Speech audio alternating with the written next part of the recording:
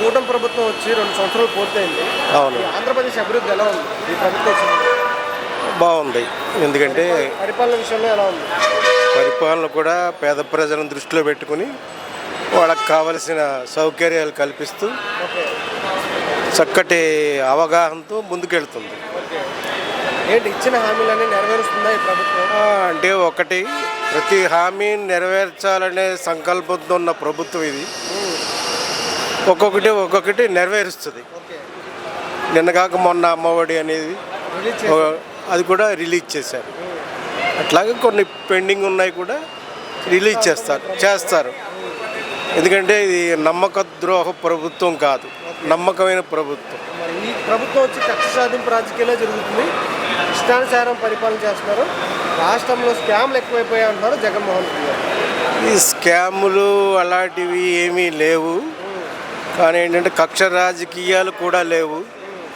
చట్ట ప్రకారం ఎవరైతే తప్పు చేశారో వాళ్ళని శిక్షించడానికి చట్ట ప్రకారం ఎక్కువైపోయాయి అంటున్నారు. అలాంటి అన్యాయం అనేది లేదు. రూల్ ఆఫ్ లా కాకుండా రూల్ ఆఫ్ ఫియర్గా నడుస్తుంది ఈ ప్రభుత్వం. రూల్ ఆఫ్ ద రూలే, అంతేగాని రూల్కి వ్యతిరేకం కాదు. చక్కటి అవగాహనతో వెళుతున్నారు. చట్ట ప్రకారం మాత్రం ఎవరు తప్పు చేసినా వాళ్ళని వదిలే ప్రశ్నే లేదనేది కూటమి అభిప్రాయం. ఏంటి మరి అమరావతి మావిగారు మీ సపోర్ట్ దేనికి? అమరావతి అనేది అదొక గొప్ప సంకల్పంతో కూడిన రాజధాని. ఓకే. మావిగన్ను, మెట్టగన్ను, తుపాకులు ఇవన్నీ అనవసరమైన విషయాలు. ఈ జనంలో కూడా అంతగా నవ్వుకుంటున్నారు, హేళనగా నవ్వుకుంటున్నారు.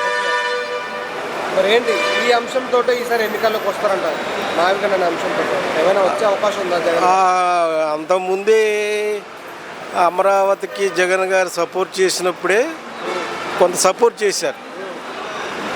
అయినా జనంలో అది అంత చైతన్యం కాలే. 11 సీట్లకు వచ్చారు. ఇప్పుడు మావిగన్ అంటే ఆ 1 సీట్ అన్నా వస్తుందో లేదో అన్న ఆలోచనతో జనం నవ్వుకుంటున్నారు. సరే ఏంటి ఓవరాల్గా ఈ కూటమి ప్రభుత్వం గురించి ఒక మాట మీ అభిప్రాయం? కూటమి ప్రభుత్వం అనేది ఇంకా కనీసం ఇంకా 2-3 తడవలు కూడా కూటమి ప్రభుత్వం అంది. దీన్ని ఢీకొనే సత్తా ఉన్న ప్రభుత్వం ఇంకొకటి రాదు అనేది ఇది ఖచ్చితంగా చెప్పగలను.